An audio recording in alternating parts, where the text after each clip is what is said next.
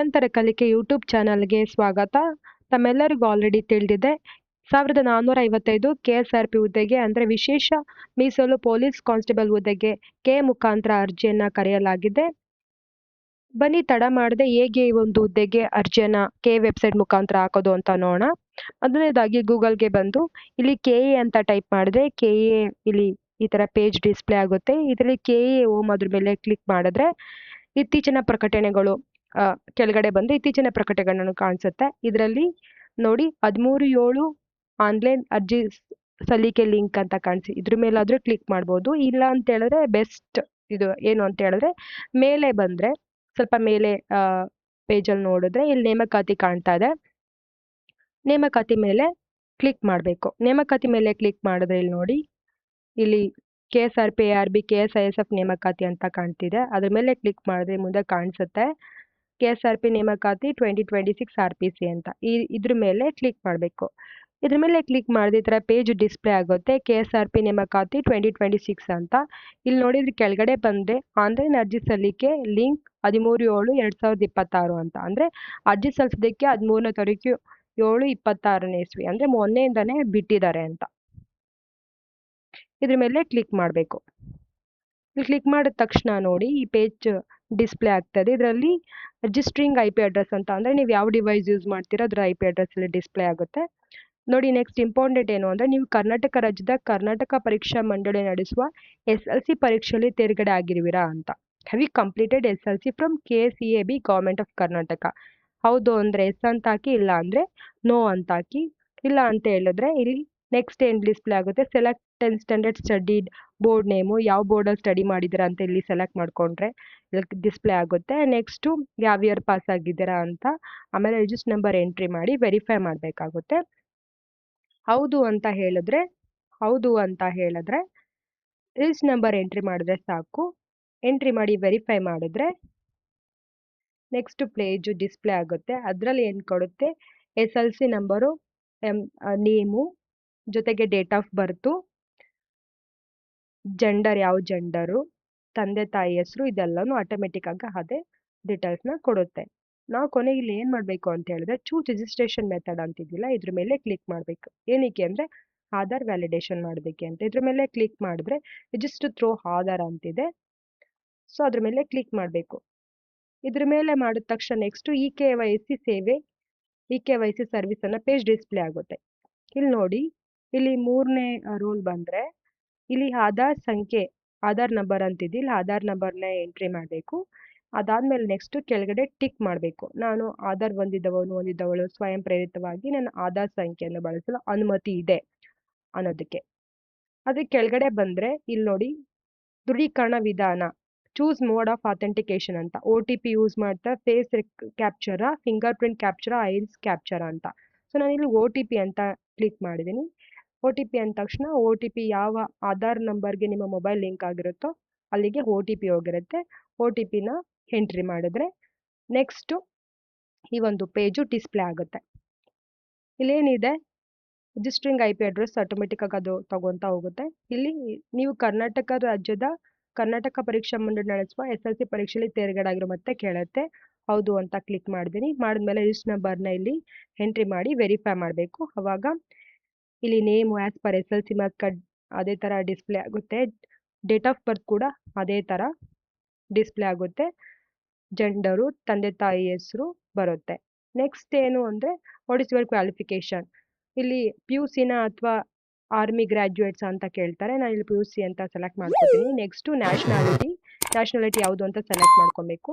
Important ಆಗಿ ಇಲ್ಲಿ ನೋಡಿ ಇಮೇಲ್ ID ಇದೆಯಲ್ಲ, ಇಮೇಲ್ ID ಕರೆಕ್ಟಾಗಿ ಇಮೇಲ್ ಐಡಿನ ಕಳಿಸ್ಬೇಕಂದ್ರೆ OTP ಹೋಗುತ್ತೆ. ಜೊತೆಗೆ ನಿಮ್ಮ ಅಪ್ಲಿಕೇಶನ್ ನಂಬರ್ ಕೂಡ ಅಲ್ಲಿಗೆ ಹೋಗುತ್ತೆ ರಿಜಿಸ್ಟ್ರೇಷನ್ ಆದಮೇಲೆ. ನೋಡಿ ನೆಕ್ಸ್ಟು ಇದು ಆಲ್ರೆಡಿ ಹೇಳಿದ್ದೀನಿ. ನೆಕ್ಸ್ಟ್ ಇಲ್ಲಿ ನೋಡಿ ಇಮೇಲ್ ID ವೆರಿಫೈ ಆದಮೇಲೆ ಮೊಬೈಲ್ ನಂಬರ್ ಬರುತ್ತೆ. ಈ ಮೊಬೈಲ್ ನಂಬರ್ನ ಕರೆಕ್ಟಾಗಿರೋ ಮೊಬೈಲ್ ನಂಬರ್ನ ಕೊಡಬೇಕು. ಯಾಕೆ ಅಂತ ಹೇಳಿದ್ರೆ OTP ಹೋಗುತ್ತೆ ಅಲ್ಲಿಗೆ. OTP ತಗೊಂಡು ವೆರಿಫೈ ಮಾಡಬೇಕಾಗುತ್ತೆ. ನೆಕ್ಸ್ಟು ಇಂಪಾರ್ಟೆಂಟ್ ಆಗಿ ಇಲ್ಲೊಂದು ನೋಡಿ ಕ್ಯಾರೆಕ್ಟರ್ ಅಂದರೆ 8 ಕ್ಯಾರೆಕ್ಟರ್ ಉಳ್ಳ ಪಾಸ್ವರ್ಡನ್ನು ನಮೂದಿಸಿ. ಒಂದು ಇಲ್ಲಿ ಪಾಸ್ವರ್ಡ್ ಸೆಟ್ ಮಾಡ್ಕೊಬೇಕು. ಏನೇನು ನಮ್ಮ ಕನ್ಸಿಡರೇಷನ್ ಮಾಡ್ಕೋಬೇಕು ಪಾಸ್ವರ್ಡ್ ಸೆಟ್ ಮಾಡ್ಕೊಳ್ಳೋಕ್ಕೆ ಅಂದರೆ ಒಂದು ಆಲ್ಫಾಬೆಟ್ ಇರಬೇಕು. ನಮ್ಮ ಪಾಸ್ವರ್ಡ್ ಸೆಟ್ ಮಾಡ್ತೀವಿ. ಒಂದು ಆಲ್ಫಾಬೆಟ್ಟು, ಒಂದು ನಂಬರು ಪ್ಲಸ್ ಒಂದು ಸ್ಪೆಷಲ್ ಕ್ಯಾರೆಕ್ಟರ್. ಈ ಥರ 3 ಕಾಂಬಿನೇಷನಲ್ಲಿ ಏನು ಮಾಡಬೇಕು, ಮಿನಿಮಮ್ 8 ಕ್ಯಾರೆಕ್ಟರ್ಸ್ ಇರೋ ಪಾಸ್ವರ್ಡ್ನ ಇಲ್ಲಿ ಟೈಪ್ ಮಾಡಬೇಕು ಮತ್ತು ಕನ್ಫರ್ಮ್ ಮಾಡಬೇಕು. ಅದನ್ನು ಬರೆದಿಟ್ಕೊಳ್ಳಿ, ಯಾಕಂದರೆ ಮುಂದೆ ರಿಜಿಸ್ಟ್ರೇಷನ್ಗೆ ಲಾಗಿನ್ ಆಗುವಾಗ ಇದು ಹೆಲ್ಪ್ ಆಗುತ್ತೆ. ಅದಾದಮೇಲೆ ಇಂಪಾರ್ಟೆಂಟ್ ಆಗಿ ಇನ್ನೊಂದು ಇಲ್ಲಿ ನೋಡಿ, ಫೋಟೋ ಅಪ್ಲೋಡ್ ಮಾಡಬೇಕು, ಸಿಗ್ನೇಚರ್ ಅಪ್ಲೋಡ್ ಮಾಡಬೇಕು, ತಂಬ್ ಇಂಪ್ರೆಷನ್ ಅಪ್ಲೋಡ್ ಮಾಡಬೇಕು. ಫೋಟೋ ರೀಸೆಂಟ್ ಆಗಿರೋ ಫೋಟೋ ಆಗಿರಬೇಕು, ಮ್ಯಾಕ್ಸಿಮಮ್ 50 KB, ಅಂದರೆ 50 KB ಲೆಸ್ ಮ್ಯಾಕ್ಸಿಮಮ್ ಆಗಿರಬೇಕು, ಅಥವಾ ಲೆಸ್ 50 KBಗಿನ್ನ ಕಡಿಮೆ ಇರಬೇಕು. 50 KB ಕೇಳಿದರೆ ಒಟ್ಟು ಇಲ್ಲಿ ನೋಡಿ, ಅಭ್ಯರ್ಥಿಯ ಸಹಿ ಅಪ್ಲೋಡ್ ಮಾಡಿ. ಸಹಿ ಮಾಡಬೇಕಂದ್ರೆ ಒಂದು ವೈಟ್ ಶೀಟ್ಗೆ ಸಿಗ್ನೇಚರ್ ಹಾಕಬೇಕು. ಸಿಗ್ನೇಚರ್ ಹಾಕಿ ಅದು JPG ಮತ್ತು JA ಫಾರ್ಮೆಟಲ್ಲಿ ಅಪ್ಲೋಡ್ ಮಾಡಬೇಕು.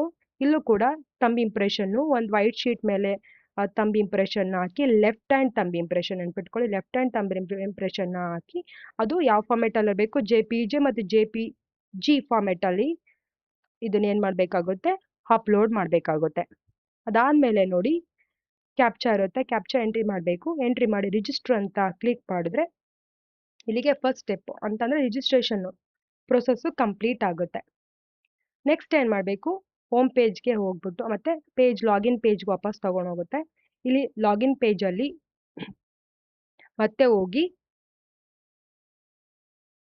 ಇಲ್ಲಿ ಮೊಬೈಲ್ ನಂಬರು ಅಥವಾ email ID, application number already mail ಕೊಟ್ಟಿರೋದ್ರಿಂದ ಅಲ್ಲಿಗೆ ಹೋಗಿರುತ್ತೆ, ಯಾವುದಾದ್ರನ್ನ ಒಂದನ್ನು ಹಾಕಿ ಮತ್ತೆ ಏನು ಮಾಡಬೇಕು, ಲಾಗಿನ್ ಆಗಬೇಕು. ಇಲ್ಲಿ ನಾನು ಮೊಬೈಲ್ ನಂಬರ್ನ ಕೊಟ್ಟು ಲಾಗಿನ್ ಆಗ್ತೀನಿ. ಅಲ್ಲಿ OTP ಹೋಗುತ್ತೆ. OTPನ ಎಂಟ್ರಿ ಮಾಡಿ ವೆರಿಫಿಕೇಶನ್ ಅಂದರೆ OTP ಹೋಗುತ್ತೆ, ಅದನ್ನು ಎಂಟ್ರಿ ಮಾಡಿದ್ರೆ ವೆರಿಫೈ ಆಗುತ್ತೆ. ವೆರಿಫೈ ಆದ ತಕ್ಷಣ ನೆಕ್ಸ್ಟ್ ಇಲ್ಲಿ ನೋಡಿ ಸುಮಾರು 10 ಸ್ಟೆಪ್ಸು ಬರುತ್ತೆ ಇಲ್ಲಿ. ಅಂದರೆ general details, qualification, reservation, other information, age relaxation, document upload, post selection, declaration, payment details, ಜೊತೆಗೆ ಅಪ್ಲಿಕೇಶನ್ ಪ್ರಿಂಟ್ಔಟ್, ಲಾಸ್ಟ್ ಸ್ಟೆಪ್ಪು. ಇಷ್ಟು ಸ್ಟೆಪ್ಸು ಈ ಪ್ರೊಸೆಸ್ಸಲ್ಲಿ ಇರುತ್ತೆ. ಇಲ್ಲಿ ಜನರಲ್ ಡೀಟೇಲ್ಸ್ ಅಂತ ಇರುತ್ತೆ, ಅಂದರೆ ಆಲ್ರೆಡಿ ನಾವು ರಿಜಿಸ್ಟ್ರೇಷನ್ ಮಾಡ್ಕೊಂಡಿದ್ವಲ್ಲ, ಅಪ್ಲಿಕೇಶನ್ ನಂಬರ್ ಜನರೇಟ್ ಆಗಿರುತ್ತೆ, ಅದು ಇಲ್ಲಿ ಡಿಸ್ಪ್ಲೇ ಆಗುತ್ತೆ. ಮೊಬೈಲ್ ನಂಬರ್ ಕೂಡ ಡಿಸ್ಪ್ಲೇ ಆಗುತ್ತೆ. ಅಭ್ಯರ್ಥಿ ಹೆಸರು, ಇಮೇಲ್ ID, ತಂದೆ ತಾಯಿ ಹೆಸರು ಕೂಡ ಇಲ್ಲಿ ಡಿಸ್ಪ್ಲೇ ಆಗುತ್ತೆ. ನಾವು ಫಿಲ್ ಮಾಡಬೇಕಾಗಿರೋದು ಇಲ್ಲಿ ವಿಳಾಸನ ಫಿಲ್ ಮಾಡಬೇಕು. ಇಲ್ಲಿ ತಾಯಿ ಹೆಸರು ಬರುತ್ತೆ, ಅದು ಕೂಡ ಡಿಸ್ಪ್ಲೇ ಆಗುತ್ತೆ. ಡೇಟ್ ಆಫ್ ಬರ್ತ್ ಕೂಡ ಆಟೋಮೆಟಿಕ್ ಆಗಿ ಡಿಸ್ಪ್ಲೇ ಆಗುತ್ತೆ. ಇಲ್ಲಿ ಪಿನ್ ಕೋಡ್ನ ಎಂಟ್ರಿ ಮಾಡಬೇಕು. ಜೊತೆಗೆ ಇಲ್ಲಿ ಜೆಂಡರ್ ಅದೇ ತಗೊಳುತ್ತೆ. ಇಲ್ಲಿ ಸ್ಟೇಟ್ ಯಾವ ಸ್ಟೇಟು ಅಂತ ಇದ್ರ ಮೇಲೆ ಟಿಕ್ ಮಾಡಬೇಕು, ಆಮೇಲೆ ಸೆಲೆಕ್ಟ್ ಮಾಡ್ಕೊಬೇಕು. ಆಮೇಲೆ ರಿಲಿಜನ್ ಯಾವುದು ಅಂತ ಇಲ್ಲಿ ಎಂಟ್ರಿ ಮಾಡಬೇಕು. ಡಿಸ್ಟಿಕ್ನ ಸೆಲೆಕ್ಟ್ ಮಾಡ್ಕೊಬೇಕು. ಆಮೇಲೆ ಲ್ಯಾಂಗ್ವೇಜು ನಿಮ್ಮ ಮಾತೃಭಾಷೆ ಯಾವುದು ಅನ್ನೋದನ್ನ ಸೆಲೆಕ್ಟ್ ಮಾಡ್ಕೋಬೇಕು. ತಾಲೂಕನ್ನ ಇಲ್ಲಿ ಸೆಲೆಕ್ಟ್ ಮಾಡಬೇಕು. ಆಮೇಲೆ PUC ಕ್ವಾಲಿಫಿಕೇಶನ್ ಅದೇ ತಗೊಂಡಿರುತ್ತೆ ಇದು, ಮತ್ತು ರಾಷ್ಟ್ರೀಯತೆಯೂ ಕೂಡ. ಇಲ್ಲಿ ಮ್ಯಾರಿಡ್ ಸ್ಟೇಟಸ್ನ ಮೆನ್ಷನ್ ಮಾಡಬೇಕು. ಇಲ್ಲಿ ಮ್ಯಾರಿಡ್ ಸ್ಟೇಟಸ್ನ ಎಂಟ್ರಿ ಮಾಡಿದ್ಮೇಲೆ ಸೇವ್ ಜನರಲ್ ಡೀಟೇಲ್ಸ್ ಅಂತಿದ್ದೀರಿ, ಸೇವ್ ಮಾಡಬೇಕು. ಸೇವ್ ಮಾಡಿದ್ಮೇಲೆ ನೆಕ್ಸ್ಟ್ ಮೇಲೆ ಕ್ಲಿಕ್ ಮಾಡೋಕ್ಕಾಗೋದು. ನೆಕ್ಸ್ಟ್ ಮೇಲೆ ಕ್ಲಿಕ್ ಮಾಡಿದ್ರೆ ನೆಕ್ಸ್ಟ್ ಸೆಕ್ಷನು ಕ್ವಾಲಿಫಿಕೇಷನ್ ಡೀಟೇಲ್ಸ್ ಅಂತ. ಇಲ್ಲಿ ಕ್ವಾಲಿಫಿಕೇಷನ್ ಟೈಪು ಅಂದರೆ PUCನ ಬಿಫೋರ್ 2008 ಕಂಪ್ಲೀಟ್ ಮಾಡಿದ್ರೆ, ಆಫ್ಟರ್ 2008 ಕಂಪ್ಲೀಟ್ ಮಾಡಿದ್ದೀರಾ ಅಂತ. ಬಿಫೋರ್ 2008 ಅಂದರೆ ಮ್ಯಾನ್ಯುವಲ್ ಆಗಿ ಡೀಟೇಲ್ಸ್ನ ಎಂಟ್ರಿ ಮಾಡಬೇಕಾಗುತ್ತೆ.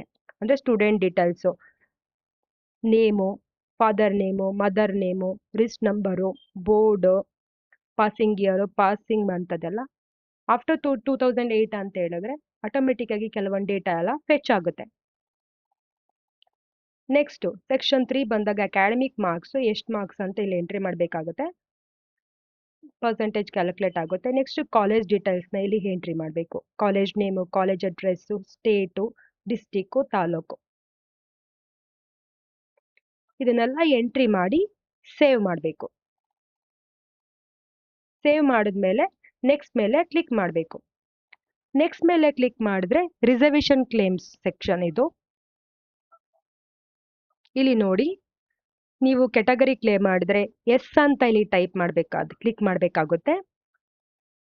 ಇಲ್ಲ ಅಂದರೆ ನೋ ಅಂತ ಇದನ್ನ ಮಾಡಿ ಸೇವ್ ಕೆಟಗರಿ ಅಂತ ಇರುತ್ತಲ್ಲ, ಇದ್ರ ಮೇಲೆ ಸೇವ್ ಮಾಡಬೇಕು. ಅಂದರೆ ಪ್ರತಿಯೊಂದು ಈ ಸೆಕ್ಷನಲ್ಲಿ ಪ್ರತಿಯೊಂದು ರಿಸರ್ವೇಷನ್ ಕ್ಲೇಮ್ಗೂ ಸೇವ್ ಮಾಡ್ಕೋತಾ ಬರಬೇಕು. ಅದಾದ್ಮೇಲೆ ನೆಕ್ಸ್ಟ್ ಕಲ್ಯಾಣ ಕರ್ನಾಟಕ 371 ನೀವು ಸೇರಿದ್ರೆ ಎಸ್ ಅಂತ ಮಾಡಬೇಕು, ಇಲ್ಲ ಅಂದ್ರೆ ನೋ ಅಂತ ಮಾಡಬೇಕು. ಅದನ್ನ ಮಾಡಿ ಸೇವ್ ಮಾಡಬೇಕು. ರೂರಲ್ ಕೋಟಾ ನೀವು ಕ್ಲೇಮ್ ಮಾಡ್ತಿದ್ರೆ ಎಸ್ ಅಂತ ಮಾಡಿ, ಇಲ್ಲ ಅಂದ್ರೆ ನೋ ಅಂತ ಮಾಡಿ. ಮತ್ತೆ ಕನ್ನಡ ಮೀಡಿಯಂ ಕೋಟಾನ ನೀವು ಕ್ಲೇಮ್ ಮಾಡ್ತಾ ಇದ್ರೆ ಎಸ್ ಅಂತ ಮಾಡಿ, ಇಲ್ಲ ಅಂದ್ರೆ ನೋ ಅಂತ ಮಾಡಿ. ಇದ್ರ ಮೇಲೆ ಕ್ಲಿಕ್ ಮಾಡಬೇಕು ನೋ ಅಂತ ಅಂದ್ರೆ. ನೆಕ್ಸ್ಟ್ ಪ್ರಾಜೆಕ್ಟ್ ಡಿಸ್ಪ್ಲೇಡ್ ಪರ್ಸನ್, ಯೋಜನೆ ನಿರಾಶ್ರಿತ ಅಭ್ಯರ್ಥಿ ಅಂತ ಇದೆ. ಹೌದು ಅಂದ್ರೆ ಎಸ್ ಅಂತ ಕ್ಲಿಕ್ ಮಾಡಿ, ಇಲ್ಲ ಅಂದ್ರೆ ನೋ ಅಂತ ಮಾಡಿ. ನೋಡಿ, ಇಂಪಾರ್ಟೆಂಟ್ ಇಲ್ಲಿ ಏನು ಅಂದ್ರೆ ಇದೆಲ್ಲ ಕ್ಲಿಕ್ ಮಾಡಿದ್ಮೇಲೆ ಇಲ್ಲಿ confirmation all the claims before saving, ನಾವಿಲ್ಲಿ ಎಲ್ಲ ಇಲ್ಲಿ ಡಿಸ್ಪ್ಲೇ ಆಗಿದೆ ಎಲ್ಲ ಕ್ಲೇಮ್ಸ್ಗಳನ್ನು. ಇದ್ರ ಮೇಲೆ ಮುಂದೆ ಟಿಕ್ ಮಾಡ್ತಾ ಹೋಗ್ಬೇಕು. ಟಿಕ್ ಮಾಡಿದ್ರೆ ಮಾತ್ರ ಸೇವ್ ರಿಸರ್ವೇಶನ್ ಇನ್ಫಾರ್ಮೇಶನ್ ಅಂತ ಬರುತ್ತೆ. ಅದಾದ್ಮೇಲೆ ನೆಕ್ಸ್ಟ್ ಸೆಕ್ಷನ್ ಓಪನ್ ಆಗುತ್ತೆ. ನೆಕ್ಸ್ಟ್ ಸೆಕ್ಷನ್ ಯಾವುದು ಅಂದ್ರೆ ಅದರ್ ಇನ್ಫಾರ್ಮೇಶನ್, ಹೆಚ್ಚುವರಿ ಮಾಹಿತಿಯನ್ನು ನಮೂದಿಸಿ ಅಂತ. ಇದರಲ್ಲಿ section 1 forest area tribal person information ಅಂದ್ರೆ, are you forest area tribal person, ನೀವು ಅರಣ್ಯ ಪ್ರದೇಶದ ಬುಡಕಟ್ಟು ವ್ಯಕ್ತಿಯೇ. ಹೌದು ಅಂದ್ರೆ ಎಸ್, ಇಲ್ಲ ಅಂದ್ರೆ ನೋ ಅಂತ ಆಗ್ಬೇಕು. ನೆಕ್ಸ್ಟ್ ಫಿಸಿಕಲ್ ಮೆಜರ್ಮೆಂಟ್, ಇಲ್ಲಿ ಹೈಟ್ ಅನ್ನ ಮೆನ್ಷನ್ ಮಾಡಬೇಕಾಗುತ್ತೆ. ಫಾರೆಸ್ಟ್ ಟ್ರೈಬಲ್ ಫೀಮೇಲ್ ಟ್ರಾನ್ಸ್ಜೆಂಡರ್ಗೆ 150 ಸೆಂಟಿಮೀಟರ್ ಹೈಟ್ ಇದ್ರೆ, ಬೇರೆ ಎಲ್ಲ ಕೆಟಗರಿಯವ್ರಿಗೂ ಬೇರೆ ಎಲ್ಲಾರ್ಗು 157 ಸೆಂಟಿಮೀಟರ್ ಇದೆ. ನೆಕ್ಸ್ಟ್ ವೇಟ್ ಇಲ್ಲಿ ಮೆನ್ಷನ್ ಮಾಡಬೇಕು. Minimum 45 kg for female and transgender candidates ಇರುತ್ತೆ. ಇಲ್ಲಿ ಎಷ್ಟು ನಿಮ್ಮ ಬಾಡಿ ತೂಕ ಅಂತ ಮಾಡಬೇಕು. ಮಿನಿಮಮ್ 45 kg ಇರಬೇಕು. Next government service servant information, ನೀವು ಸ್ಟೇಟ್ ಗವರ್ಮೆಂಟ್ ಅಥವಾ ಸೆಂಟ್ರಲ್ ಗವರ್ಮೆಂಟ್ ನೌಕರರಾಗಿದ್ದೀರಾ ಅಂತ ಕೇಳಿರ್ತಾರೆ, ಸೇವಕರಾಗಿದ್ದೀರಾ ಅಂತ. ಹೌದು ಅಂದ್ರೆ ಹೌದು ಅಂತ ಹಾಕಿ, ಇಲ್ಲ ಅಂದ್ರೆ ಇಲ್ಲ ಅಂತ ಹಾಕಿ ಸೇವ್ ಮಾಡಿ. ನೆಕ್ಸ್ಟ್ ಸೆಕ್ಷನ್ ಬಂದು age relaxation and Kannada exam claims ಅಂತ. ನಿಮ್ಗೆ ಏನಾದರೂ ಏಜ್ ರಿಲ್ಯಾಕ್ಸೇಷನ್ ಬೇಕಂದ್ರೆ ಇದ್ರ ಮೇಲೆ ಕ್ಲಿಕ್ ಮಾಡಿ ಏಜ್ ರಿಲ್ಯಾಕ್ಸೇಷನ್ ನ ಕ್ಲೇಮ್ ಮಾಡ್ಕೊಬಹುದು. Next Kannada language exam details. ಏನಾದ್ರು ಕಡ್ಡಾಯ ಕನ್ನಡ ಪರೀಕ್ಷೆ ಉತ್ತೀರ್ಣರಾಗಿದ್ರೆ ಕೆಎ ಕೆಪಿಎಸ್ಸಿ ಅಥವಾ any other examination authority conduct ಮಾಡಿರೋದು ಹೌದು ಅಂತ ಮಾಡಬೇಕು. ನೋ ಅಂದ್ರೆ ಇಲ್ಲ ಅಂತ ಮಾಡಬೇಕು. ಇಲ್ಲ ಅಂತ ಹೇಳಿದ್ರೆ have you pass Kannada subject in 10th SLC PUC any year level ಅಂತ ಕೇಳಿದ್ದಾರೆ. ಅಂದ್ರೆ ಕನ್ನಡ ನೀವು 10ನೇ ತರಗತಿಯಲ್ಲಿ SLC PUC ಉನ್ನತ ಮಟ್ಟದಲ್ಲಿ ಕನ್ನಡ ವಿಷಯದಲ್ಲಿ ಉತ್ತೀರ್ಣರಾಗಿದ್ದೀರಾ ಅಂತ. ಅದು ಫಸ್ಟ್ ಲೆವೆಲ್ ಲ್ಯಾಂಗ್ವೇಜ್ ಆಗಿತ್ತಾ, ಸೆಕೆಂಡ್ ಆಗಿದೆ, ಥರ್ಡ್ ಆಗಿತ್ತಾ ಅಂತ ಇಲ್ಲಿ ಕೇಳಿರ್ತಾರೆ. ಇದ್ರ ಮೇಲೆ ಕ್ಲಿಕ್ ಮಾಡಿದ್ರೆ ಲ್ಯಾಂಗ್ವೇಜ್ ಡಿಸ್ಪ್ಲೇ ಆಗುತ್ತೆ. ಅದ್ರ ಮೇಲೆ ಸೆಲೆಕ್ಟ್ ಮಾಡ್ಕೊಬೋದು ನೀವು ಯಾವ ಲ್ಯಾಂಗ್ವೇಜ್, ಫಸ್ಟ್ ಲ್ಯಾಂಗ್ವೇಜ್ ಆಗಿ ಓದಿದ್ರಾ, ಸೆಕೆಂಡ್ ಲ್ಯಾಂಗ್ವೇಜ್ ಆಗೋದ್ರೆ ಥರ್ಡ್ ಲ್ಯಾಂಗ್ವೇಜ್ ಆಗಿ ಹೋಗಿದ್ರಾ ಅಂತ. Next do have any criminal case register against you ಅಂತ, ನಿಮ್ಮ ವಿರುದ್ಧ ಯಾವುದಾದ್ರು ಕ್ರಿಮಿನಲ್ ಪ್ರಕರಣಗಳು ದಾಖಲಾಗಿದೆಯೇ ಅಂತ ಇರುತ್ತೆ. ಅಲ್ಲಿಗೆ ನೋ ಅಂತ ಕ್ಲಿಕ್ ಮಾಡ್ಕೊಬೇಕು. Next have you ever been debarred from any examination by any authority, ನೀವು ಎಂದಾದರೂ ಯಾವುದೇ ಪ್ರಾಧಿಕಾರದಿಂದ ಯಾವುದೇ ಪರೀಕ್ಷೆಯಿಂದ ನಿಷೇಧಿಸಲ್ಪಟ್ಟಿದ್ದೀರಾ ಅಂತ ಇದೆ. ಇಲ್ಲಿ ನೋ ಅಂತ ಕ್ಲಿಕ್ ಮಾಡ್ಕೊಬೇಕು. ಮಾಡಿಬಿಟ್ಟು ಎಸ್ ಅಥವಾ ನೋ ಅಂತ ಕೊಟ್ಟಿದ್ದಾರೆ, ನೋ ಅಂತ ಕ್ಲಿಕ್ ಮಾಡಿದ್ದೀನಿ. ಮಾಡಿ ಸೇವ್ ಕನ್ನಡ ಡೀಟೇಲ್ಸ್ ಅಂದ್ರೆ ಕನ್ನಡದ ವಿವರಗಳನ್ನು ಉಳಿಸಿ ಅಂದ್ರೆ ಸೇವ್ ಮಾಡ್ಕೊಳ್ಳಿ ಡೀಟೇಲ್ಸ್ ಅಂತ ಇದೆ. ಇಲ್ಲಿ ಸೇವ್ ಮಾಡಬೇಕು. ಸೇವ್ ಮಾಡಿದ್ಮೇಲೆ ನೆಕ್ಸ್ಟ್ ಡಿಸ್ಪ್ಲೇ ಆಗುತ್ತೆ. ನೆಕ್ಸ್ಟ್ ಸೆಕ್ಷನ್ ಡಿಸ್ಪ್ಲೇ ಆಗುತ್ತೆ. ಏನು ಅಂತ ಹೇಳಿದ್ರೆ ಡಾಕ್ಯುಮೆಂಟ್ ಅಪ್ಲೋಡ್.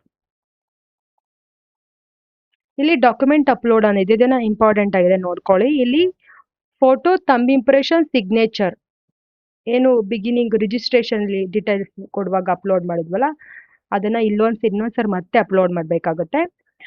ಎಲ್ಲ ಕೂಡ ಮೂರುನು 50 KB ಇರಬೇಕು, JPG ಅಥವಾ JPEG ಫಾರ್ಮೆಟ್ ಇರಬೇಕು.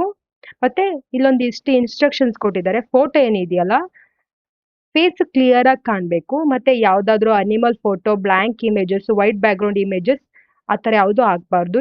ಹಾಕಿದ್ರೆ ಆಟೋಮೆಟಿಕಲಿ ಡಿಲೀಟ್ ಆಗುತ್ತೆ. ಫೋಟೋದಲ್ಲಿ ನಿಮ್ಮ ಮುಖ ಕ್ಲಿಯರ್ ಆಗಿ ಕಾಣ್ತಿರ್ಬೇಕು. ಇತ್ತೀಚಿನ ಭಾವಚಿತ್ರ ಆದ್ರೆ ಇನ್ನೂ ಒಳ್ಳೇದು. ಇತ್ತೀಚಿನ ಭಾವಚಿತ್ರ ಅಂತ ಮೊದಲೇ ಕೇಳಿದ್ದಾರೆ ರಿಜಿಸ್ಟ್ರೇಷನ್ ಮಾಡ್ಕೊಳ್ಳೋ ಟೈಮಲ್ಲೇ. ಮತ್ತೆ signature must be handwritten signature ಅನ್ನ ಪ್ಲೇನ್ ವೈಟ್ ಬ್ಯಾಕ್ ಗ್ರೌಂಡ್, ಒಂದು ವೈಟ್ ಶೀಟ್ ಮೇಲೆ ಹ್ಯಾಂಡ್ ಇಟ್ ಸೈನ್ ಹಾಕ್ಬಿಟ್ಟು ಅದನ್ನ JPG ಫಾರ್ಮೆಟ್ ಅಲ್ಲಿ ಅಪ್ಲೋಡ್ ಮಾಡಬೇಕು. 50 KB ಮ್ಯಾಕ್ಸಿಮಮ್ 50 KB ಇರಬೇಕು. ಅದಕ್ಕಿಂತ ಜಾಸ್ತಿ ಇರಬಾರ್ದು. ಇಲ್ಲಿ ನೋಡಿ ಇನ್ನೊಂದು ಹೇಳಿದ್ದಾರೆ, selfies are photos will be rejected automatically. ಯಾವುದೇ ಸೆಲ್ಫಿ ಮತ್ತೆ ಫೋಟೋಸ್ಗಳೇನಾಗುತ್ತೆ ಇಲ್ಲಿ ರಿಜೆಕ್ಟ್ ಆಗುತ್ತೆ ಅಂತ. ಥಂಬ್ ಇಂಪ್ರೆಷನ್ ಕೇಳಿದ್ದಾರೆ. ಲೆಫ್ಟ್ ಹ್ಯಾಂಡ್ ಥಂಬ್ ಇಂಪ್ರೆಷನ್ ಇರಬೇಕು. That is on plain white background. Plain white background ಮೇಲೆ ಇರಬೇಕು. Left hand thumb impression. Clear ink impression required. Ink ಪ್ಯಾಡ್ನ ತಗೊಂಡು ಲೆಫ್ಟ್ ಹ್ಯಾಂಡಲ್ಲಿ ಒಂದು ವೈಟ್ ಶೀಟ್ ಮೇಲೆ ತಂಬ್ ಇಂಪ್ರೆಷನ್ನ ಹಾಕಿ ಅದನ್ನ JPG ಫಾರ್ಮ್ಯಾಟಲ್ಲಿ ಇಟ್ಕೊಂಡು 50 KBಗಿನ ಜಾಸ್ತಿ ಆಗದಂಗೆ ಸೈಜು ನೋಡಿಕೊಂಡು ರೆಡಿ ಮಾಡಿ ಇಟ್ಕೊಂಡು ಅಪ್ಲೋಡ್ ಮಾಡ್ಕೊಬೇಕಾಗುತ್ತೆ. Uploaded images will be printed on the application admission ticket. ಏನು ಡೀಟೇಲ್ಸ್ ಎಲ್ಲ ಅಪ್ಲೋಡ್ ಮಾಡ್ತಿರಲ್ಲ, ಸಿಗ್ನೇಚರ್ ಆಗಬೇಕು, ತಂಬೆಲ್ಲ, ಅದೆಲ್ಲ ಅಡ್ಮಿಷನ್ ಟಿಕೆಟಲ್ಲಿ ಡಿಸ್ಪ್ಲೇ ಆಗುತ್ತೆ ಅಂತ ಹೇಳಿದ್ದಾರೆ. ನೋಡಿ ಇಲ್ಲಿ ಕಾಣ್ತಾ ಇದೆ ಕ್ಯಾಂಡಿಡೇಟ್ ಫೋಟೋ, ಅಭ್ಯರ್ಥಿಯ photo. Face must be clearly visible. JPG ಅಥವಾ JPG ಫಾರ್ಮ್ಯಾಟಲ್ಲಿ ಇರಬೇಕು ಅಂತ ಹೇಳಿದ್ರೆ ಚೂಸ್ ಮಾಡಿ ಇಲ್ಲಿ ಅಪ್ಲೋಡ್ ಮೇಲೆ ಕ್ಲಿಕ್ ಮಾಡಬೇಕು. ನೆಕ್ಸ್ಟ್ ಸಿಗ್ನೇಚರ್ ಕೂಡ JPG ಫಾರ್ಮ್ಯಾಟಲ್ಲಿ ಇರಬೇಕು, ಆನ್ ವೈಟ್ ಬ್ಯಾಕ್ಗ್ರೌಂಡಲ್ಲಿ ಇರಬೇಕು ಅಂತ ಕೇಳಿದ್ದಾರೆ. ಅದನ್ನು ಅಪ್ಲೋಡ್ ಮಾಡಿ ಚೂಸ್ ಮಾಡಿ ಅಪ್ಲೋಡ್ ಮಾಡಬೇಕು. ಇಲ್ಲಿ ನೋಡ್ಬೋದು ಈ ಕಡೆ ಸೆಕ್ಷನ್ ಇಲ್ಲಿ ಕರ್ಸರಲ್ಲಿ ನಾನು ತೋರಿಸ್ತಾ ಇದ್ದೀನಿ ಕರೆಂಟ್ ಸೇವ್ಡ್ ಇಮೇಜಸ್. ರಿಜಿಸ್ಟ್ರೇಷನ್ ಟೈಮಲ್ಲಿ ಕೊಟ್ಟಿದ್ವಲ್ಲ ಫೋಟೋ, ಸಿಗ್ನೇಚರು, ತಂಬು, ಅದೆಲ್ಲ ಅಪ್ಲೋಡ್ ಆಗಿರೋದೆಲ್ಲ ಇಲ್ಲಿ ಕಾಣಿಸುತ್ತೆ. ಈಗ ಏನಾಗಿದೆ, ಫೋಟೋ ಅಪ್ಲೋಡ್ ಮಾಡಬೇಕು. ದೆನ್ ಇಲ್ಲಿ ಲೆಫ್ಟ್ ಸೈಡಲ್ಲಿ ಅಪ್ಲೋಡ್ ಇಮೇಜಸ್ ಇದೆ, ಇದನ್ನ ಅಪ್ಲೋಡ್ ಮಾಡಬೇಕಾಗುತ್ತೆ. ಫಾರ್ಮೆಟಲ್ಲಿ ಇಲ್ಲ ಅಂದರೆ ಇದು ರಿಜೆಕ್ಟ್ ಆಗುತ್ತೆ. Next left hand thumb impression, ಎಡ ಬೆರಳಿನ ಮುದ್ರೆ.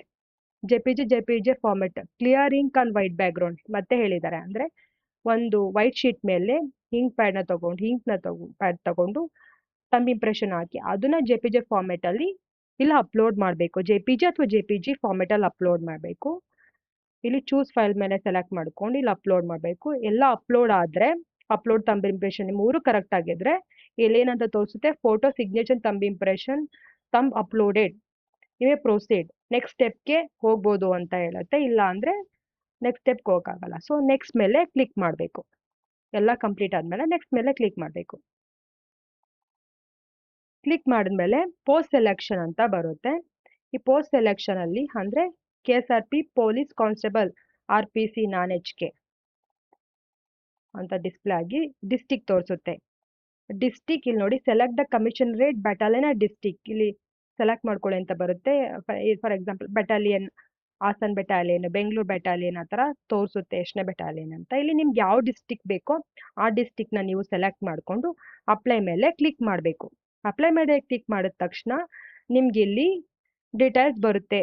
ಅಂದರೆ ಏನು, ಕೋರ್ಸ್ ID ಅಂತ ಬಂದು ನಿಮ್ಮ ID ಡಿಸ್ಪ್ಲೇ ಆಗುತ್ತೆ. ಇಲ್ಲಿ ಅಪ್ಲಿಕೇಶನ್ ನಂಬರ್ ಇಲ್ಲಿ ಡಿಸ್ಪ್ಲೇ ಆಗುತ್ತೆ. ಅಪ್ಲೈಡ್ ಕೋರ್ಸ್ ಯಾವುದಕ್ಕೆ ಅಪ್ಲೈ ಮಾಡಿದೆ ಅಂತ ಇಲ್ಲಿ ಡಿಸ್ಪ್ಲೇ ಆಗುತ್ತೆ. ಪೋಸ್ಟ್ ವೈಸಸ್ ಫೀಸ್ ಅಂತ ಇಲ್ಲಿ ಡಿಸ್ಪ್ಲೇ ಆಗುತ್ತೆ. ಎಲ್ಲ ಹಾಕಿ ಮುಂದುವರಿಸಿ ನೆಕ್ಸ್ಟ್ ಪೇಜ್ ಮೇಲೆ ಕ್ಲಿಕ್ ಮಾಡಬೇಕಾಗುತ್ತೆ. ಇಲ್ಲೆಲ್ಲ ಡಿಸ್ಪ್ಲೇ ಆಗುತ್ತೆ. ಇದಾದಮೇಲೆ ಇದನ್ನು ನೋಡಿಬಿಟ್ಟು ಮುಂದುವರಿಸಿ ಇದ್ರ ಮೇಲೆ ನೀವು ಕ್ಲಿಕ್ ಮಾಡಬೇಕು. ಕ್ಲಿಕ್ ಮಾಡಿದ್ರೆ ಒಂದು ಡಿಕ್ಲರೇಷನ್ ಬರುತ್ತೆ. ಡಿಕ್ಲರೇಷನ್ ಇಲ್ಲಿ ಇಂಪಾರ್ಟೆಂಟ್ ಏನಕ್ಕೆ ಅಂದರೆ ಈ ಡಿಕ್ಲರೇಷನ್ನ ಕೇರ್ಫುಲ್ ಆಗಿ ಓದ್ಬಿಟ್ಟು ಆಮೇಲೆ ಎಕ್ಸೆಪ್ಟ್ ಮೇಲೆ ಕ್ಲಿಕ್ ಮಾಡಬೇಕಾಗುತ್ತೆ.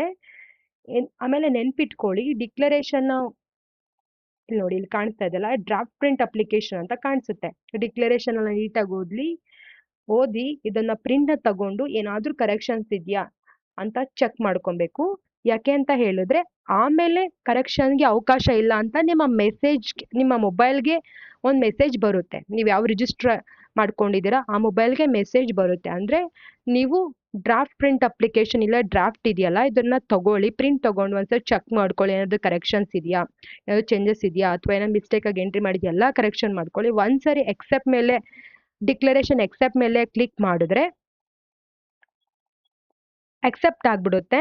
ಫೀಸ್ ಪೇ ಮಾಡೋ ಸೆಕ್ಷನ್ಗೆ ಹೋಗುತ್ತೆ. ಮತ್ತು ಕರೆಕ್ಷನ್ಗೆ ಅವಕಾಶ ಇರಲ್ಲ ಅಂತ ನಿಮ್ಮ ಮೊಬೈಲ್ಗೂ ಕೂಡ ಮೆಸೇಜ್ ಬರುತ್ತೆ. ಹಾಗಾಗಿ ಇಲ್ಲಿ ಕೇರ್ಫುಲ್ ಆಗಿರಿ. ಡ್ರಾಫ್ಟ್ ಪ್ರಿಂಟ್ನ ಒಂದು ಅಪ್ಲಿಕೇಶನ್ ತಗೊಂಡು ಪ್ರಿಂಟೌಟ್ನ ತಗೊಂಡು ಡ್ರಾಫ್ಟ್ನ ಅದನ್ನು ಚೆಕ್ ಮಾಡಿ ಏನಾದ್ರೂ ಕರೆಕ್ಷನ್ಸ್ ಇದೆಯಾ ಅಂತ. ಅದಾದಮೇಲೆ ಡಿಕ್ಲರೇಷನ್ನ ಅಕ್ಸೆಪ್ಟ್ ಮಾಡಿ.